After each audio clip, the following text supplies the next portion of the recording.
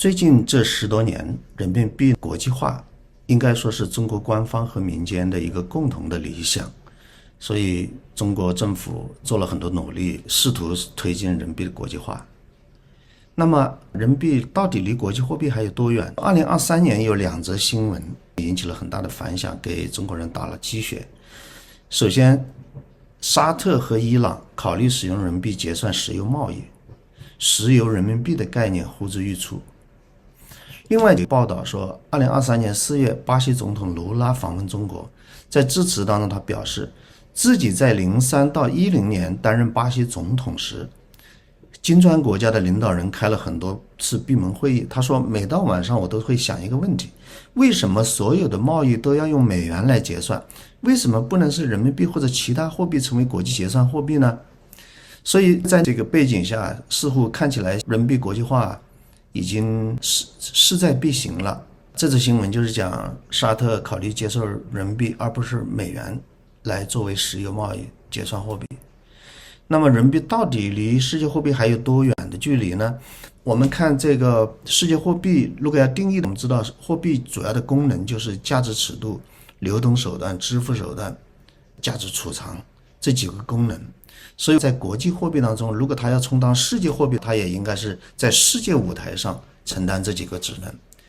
如果我们把它分为公共和私人部门分别来展示的话，说价值尺度的意思，在公共部门就是你的货币被用作是其他国家货币的锚，或者说是汇率的挂钩的对象；在私人部门就是作为贸易定价或者金融资产定价的手段。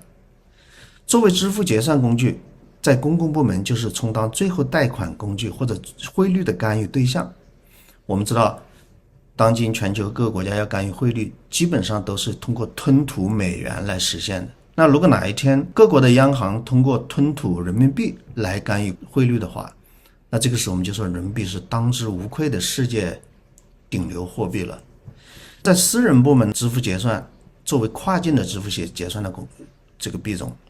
作为价值储藏手段，在公共部门就是国际储备，在私人部门就是企业的现金持有或者金融资产的面值。所以这样我们定义了世界货币。我们再来看一下人民币在这些方面的履职程度怎么样。首先，作为价值尺度，也就是定价工具，人民币基本上还没起步。作为流通手段，也就是贸易结算工具，人民币占比大概2%点几，所以部分的履行了该职能。作为支付手段，也就是资金结算工具，人民币还没起步，因为中国在资本项目下实行外汇管制，所以目前情况下人民币无法履行此职能。作为价值储藏的手段，也就是在公共部门主要是用来做国际储备。报道说有部分国家已经开始在外汇储备当中配置人民币，也就是说人民币作为价值储藏的手段已经开始起步，但是目前比例还很低，所以可以说只能部分的履行，或者说象征性履行。这里有几个指标，一个是 GDP 的占比，一个是全球贸易当中的占比，还有就是在储备资产中的占比，在国际资产负债中的占比。那么这几个指标我们可以看到，首先都在20%以下，后2个指标都在5%以下。所以我们可以看到一系列的指标显示，人民币国际化道阻且长，任重而道远。也就是说，人民币离真正的世界货币还有很长的距离。就算是作为国际支付手段、国际支付结算的工具，我们在这里可以看到，美元和欧元是独占鳌头的，他们俩加起来就是压倒性的优势，大概占了70-80%。那么人民币虽然是第5大，但是它只有2%点几，所以比例是低到几乎可忽略。所以这些指标看起来人民币国际化还很远，这是人民币国际化的现实情况。那人民币国际化为什么这么难呢？我这里用了一个词叫 Mission Impossible， 就是看起来像是一个短期内不可完成的任务。为什么这么难？大概有这么几个方面的原因。第一个，市场化和开放程度。一个最大的障碍是我们自己设置的，就是资本项目还不能自由兑换。也就是你人民币本质上国际进出你都没有开放，你怎么国际化？所以我们现在的做法是在香港建立一个离岸人民币交易中心，在香港这个离岸中心里面构建了一个人民币的池子，在这个池子里面给它一些额度，这样可以在一定程度上在国际支付也能发挥一些作用。但是如果一个货币你自己的国界不能自由进出，你是不可能成为世界货币的。第二就是法治环境，或者说法治差异。就中国的法治在西方国家看起来它是不太认可的。那在这个意义上讲，如果别人不认可你的法治环境，他就不会对你有足够的信任，你的货币的币值、你的稳定性、你的央行的独立性等等各个方面问题，可能他都不能给你赋予足够的信任、足够的权重，那么他就很难采用你的货币作为储备或结算货币。第三是意识形态分歧。我们知道中国作为社会主义国家，跟西方在意识形态上存在着质的差异。这些年我们讲不忘初心，实际上标志着我们跟西方在意识形态上的差距已经公开化了。有意识形态差异的国家，那如果我们要真正实现你的货币的国际化，你在国际市场上，在主流的西方资本主义国家，你是很难被充分接受的。第四就是历史机缘，货币的国际化肯定是需要一些历史机缘的，我们目前还没有等到这样的机会，所以这看起来是一个不可能完成的任务。我们这几个因素分别简单的看一下。市场化和开放程度。首先我们资本项目不可兑换，所以有离岸在岸的分割。我们的汇率也不是自由浮动汇率，按照我们的官方宣称是有管理的浮动，那西方的说法叫肮脏浮动 dirty floating。 那么为什么西方人说是肮脏浮动呢？我们自己来回顾这段历史就知道了。大家看我们中国的汇率市场化进程，从1994年1月1号开始，官方正式宣称实行盯住一篮子货币的有管理的浮动汇率制度。也就是说从1994年开始，我们已经官宣是浮动汇率制度了，但是前面加了两个定语，第一个是盯一篮子，不是盯美元，第二是有管理的。好，那我们现在来看一下汇率的走势，这是人民币对美元的走势。你会发现从1998年到2005年整个这段历史当中，这个汇率它基本上是一条直线，它是不变的。这个汇率的水平就是8块2毛7。那么我们来看一下，首先你毫无疑问这是有管理的，肯定是你把它管住了。其次你说你是盯一篮子货币的，但是它对美元的汇率，它在这7、8年当中都不动，那它不可能是盯一篮子货币，它一定是盯美元。在西方的压力下，2005年我们被迫放开了人民币汇率的波动。首先是允许它当天一次性升值 2%， 然后允许它每天波动 0.5%， 也就是给它一个 0.5% 的涨跌停板，这样人民币就开始缓慢升值的过程。升到2008年，结果我们又发现一个奇怪的现象，6块8毛3这个地方又持续不动，这样一直持续到2011年，西方再次给我们压力，我们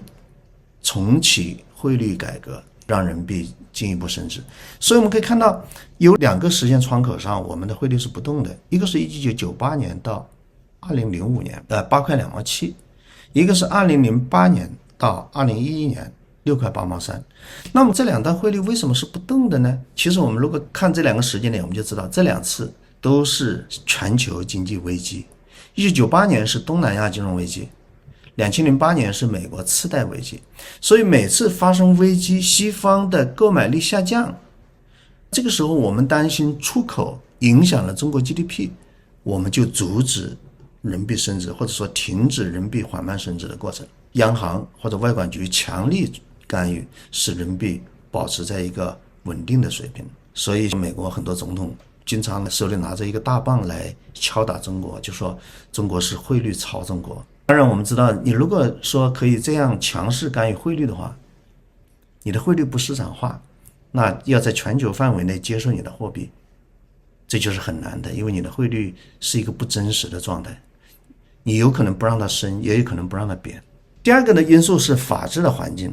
西方讲的法治叫 rule of law， 是由法律来治理的。那中国讲的法治，很多人理解是 rule by law，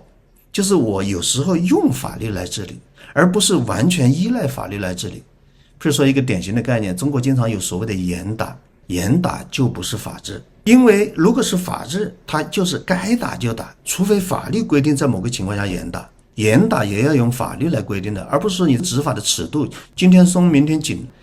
香港以前是法治和自由的典范，也是亚洲第一金融中心，但经过前几年的香港的混乱以后，现在亚洲头号金融中心在很多指标上已经是交给新加坡了。所以中国人民币国际化的环境上面临着法治环境上的挑战。第三个是意识形态的分歧。那我们知道，在中国改革开放初期，西方是很帮中国的，他们的目的是让中国获得发展。但是我们说中国的发展并不是西方恩赐的，也是我们自己努力的结果。但是西方给我们帮助是有原因的，西方的目标是改造中国。我们现在很清楚，中国人讲的叫不忘初心，就是我不接受它改造，我要回归原教旨的社会主义。所以这样的话，两边的意识形态分歧就已经白热化了。所以贸易战看起来是贸易，它实际上打的是背后的东西。所以我经常讲，世界上就不应该有贸易战，因为贸易本来就是双赢的。所以贸易战是起点，是形式，它不是归宿。意识形态的分歧才是背后的根本。金融战其实也是形式，意识形态分歧本质上是不可调和的。世界范围内将面临大范围的选边站，这个时候就要看谁的朋友圈更大了。第四个是历史机缘。如果我们看美元它成长为世界货币，它是有很多原因的，就是1944年布雷顿森林体系，所以美元的成长是跟2次世界大战有关的，所谓的布雷顿森林体系双挂钩的体系。1971年8月15号尼克松宣布一系列新政，将美元与黄金的联系正式中断，布雷顿森林体系退出了历史舞台，但是美元依然是世界货币。在70年代中期，美国通过与沙特结盟，签署秘密协议，提供军事保护的方式换取石油美元。石油美元将美元作为石油贸易的唯一结算货币。然后中东大量的石油美元再回流美国买美国的国债，所以使得美国一方面巩固了美元的国际地位，另外一方面也给美国的国债找到一个好的买家。此后包括1999年1月1号欧元的诞生，包括90年代前期90年以前日元的强势崛起，它都有挑战美元的成分，但是都没有成功。美元目前的地位是任何一个主权货币都无法挑战的。所以我经常说，在我们可预见的未来，如果有一种货币能够挑战美元的话，也许是新技术，例如基于区块链的某种货币。具体是什么我们不知道，我们说未来我们无法预测，但是可能是需要基因突变。在现在的主权货币的框架下，其他主权货币包括人民币想挑战美元的地位恐怕是非常难的。这个意义上讲，我们的结论就很清楚了，就是人民币要国际化，它这个进程是非常难，因为有几个根本性的障碍你是无法跨越的。譬如说资本项目组管制你就跨越不了，离岸在岸的分离，还有根本的是意识形态价值观的差异。其实还有一个因素我这里没有谈到的，就是欲戴皇冠必承其重，就是如果人民币真的国际化了，你的汇率将自由波动，国际市场上资本将自由进出，流向国际市场的每一块人民币随时都可以变成做空人民币的子弹。那你真的能接受人民币汇率的剧烈波动吗？你真的想好了不害怕国际资本做空吗？所以欲戴皇冠必承其重，很大程度上我觉得中国比较喜欢稳定的汇率。在这个意义上讲，很可能当局未必完全想清楚了，就如果真的国际化以后，我们将面临什么样的挑战。所以人民币国际化确实很难。这样问题就来了，明明是一个不可能完成的任务，可是为什么却炒得这么火热，赚足了眼球呢？最近稳定币一出来，大家又在说又是可以推进人民币国际化的一个武器，一个机会，不是这么简单的，逻辑是没有变。为什么这件事这么难，但是它却吸引了媒体的注意，吸引了大多数老百姓的注意？一个不可能完成的任务，我们需要依靠外力来强推。这就是我们看到我们中国的央行主动跟很多国家签订双边的央行间货币互换协议，将人民币推向国际市场。在克强任总理的那10年里面，克强几乎每次出访都会带着央行的行长，其主要目的就是推进人民币国际化。可以说没有任何一个国家在货币国际化的进程当中有中国这么大的外生的力量的推动。所以这个外生力量强推人民币国际化，实际上是违反了经济规律。因为这个货币如果它要国际化，它是会很自然的一个过程。你如果违反了经济规律，你就要付出代价，这个代价往往是百姓承担的。但是人民币国际化的成效收获是政治家的，代价是实质性的，收获是表面的。最终因为我们已经逻辑上可以看到说，你付出的这些代价最终能不能实现人民币国际化呢？实现不了。所以人民币国际化很有可能就是中国的下一个烂尾工程。当然这样的事情我们以前也见了不少，大家都知道。另外我们说，你看到的人民币国际化它真的就国际化了吗？也就是说我们所谓的眼见为实在这里是不是成立？其实如果我们理解这些事情的本质，你会发现未必。首先在国际货币职能当中，目前人民币主要是仅仅充当流通支付的手段，而作为储备货币这个职能上，人民币目前几乎是没有这方面职能。所以如果一个货币不能充当储备货币，那结算货币本质上是劣币。所以我们都知道格雷欣定律，劣币驱逐良币。如果说我接受了你的币作为结算货币，但是我不用它来储备，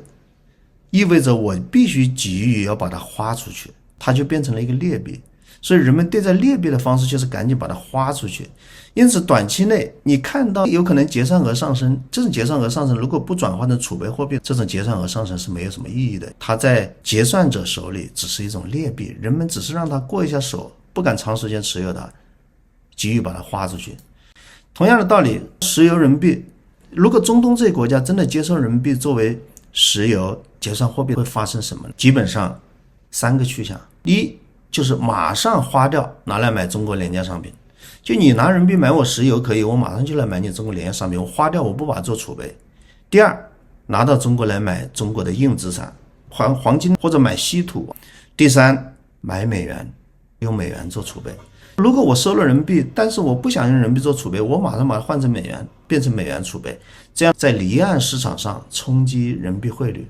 所以你看起来说结算额提高啦，石油人民币呼之欲出，看起来好像是人民币国际化取得了很大的进展，实际上这些对人民币国际化来讲并没有什么长远的成效。就如巴西总统卢拉所说的那些话，你看他还说了一句非常有名的话。巴西总统卢拉在访问中国期间公开声称自己时常关注并收看中国足球联赛，你就会觉得很搞笑。网友说，我们还是聊聊世界和平吧。那卢拉为什么要说这样的话呢？